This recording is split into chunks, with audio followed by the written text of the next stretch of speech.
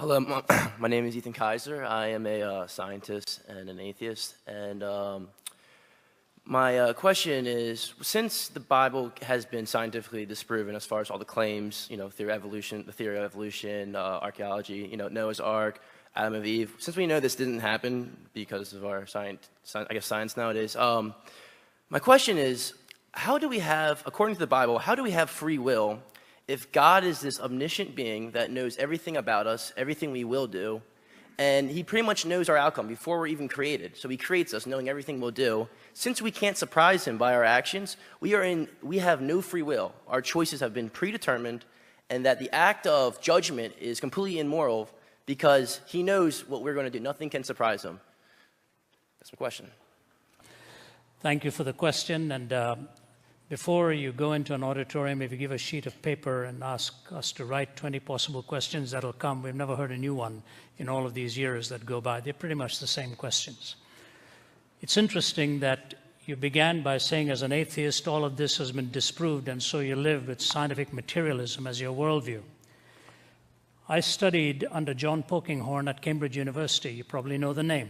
One of the world's leading quantum physicists who came to exactly the opposite conclusion you did while being the dean at Queen's College, Cambridge, as a quantum physicist, taking the same data you did. So obviously, for a man of his intellectual ability to come to a different conclusion, one would either have to say he's totally stupid to come to that conclusion, or else his empirical basis. Please don't keep shaking your head. Let me finish so that you can come and talk afterwards. So allow us to concentrate what we are saying here. I want to read for you what David Berlinski says about the scientific naturalistic worldview. Do you know who he is? No. One of the world's leading physicists who is an agnostic, borders on atheism, but took issue with Richard Dawkins's book, The God Delusion, and wrote a book called The Devil's Delusion. Here's what he said. Has anyone ever provided proof of God's inexistence? Not even close.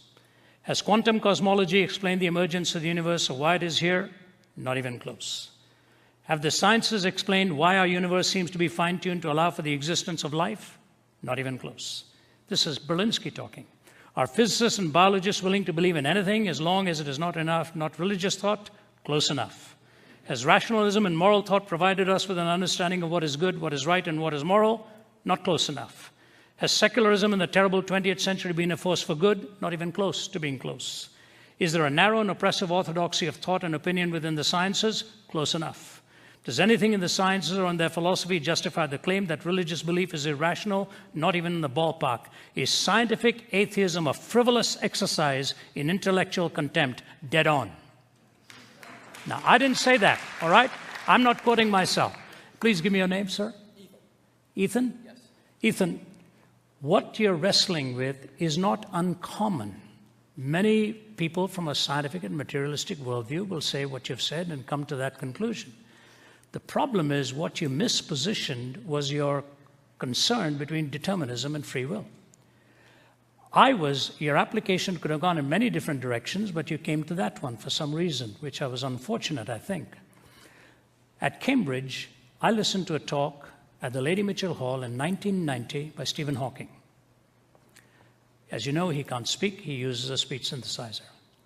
His whole talk was on determinism and freedom. And you know what he concluded? That the tragedy with scientific materialism, if we take its assumptions, is that we are not free, we are totally determined. That was the world's leading physicist at that time saying, the very thing you're asking of the Christian faith, he pinned on your backs. As scientific materialists.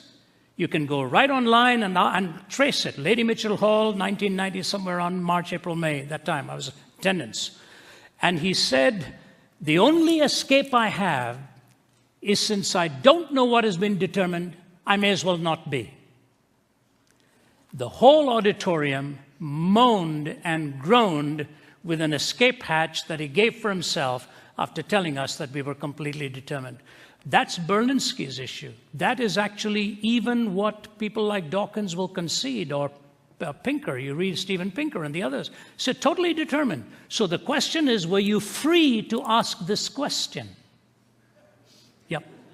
I don't believe any of us actually have free will because we are strictly material. So you're actually, as a machine automaton, asking me this question? We are all made up of our past experiences.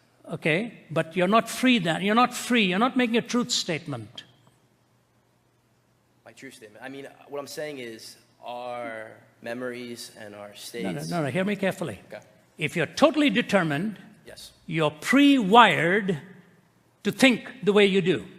Nature versus nurture, yes. Sorry? Nature versus nurture. Nature versus nurture. Yes. Regardless, Okay. the nurture may provide a different environment, but the nature is you're hardwired to come out with a certain conclusion. Out of flux, nothing but flux. You know, what you put into the computer, the ultimately is going to come out. But you have to ask yourself, are you making a truth claim? If you are making a truth claim, you're rising above the bondage of total subjectivity. And the moment you claim a truth claim, you're violating determinism. And so I just leave you with that. And let's meet afterwards. Hey, Ethan, we want to chat with you. You know, you're the kind of guy we come here for.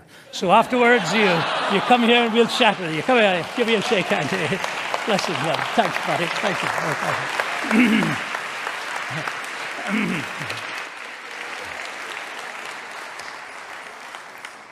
You know, I live in a condominium where there's so much of noise that sometimes goes on, and I phoned the property manager and said, you know, when I write, even the sound of anything distracts me. And so she said, play some music. I said, what? You know, so that's why I'm sorry if I checked you on the shaking of the head. If I get distracted, I can't stay on track. You know, so my apologies on that.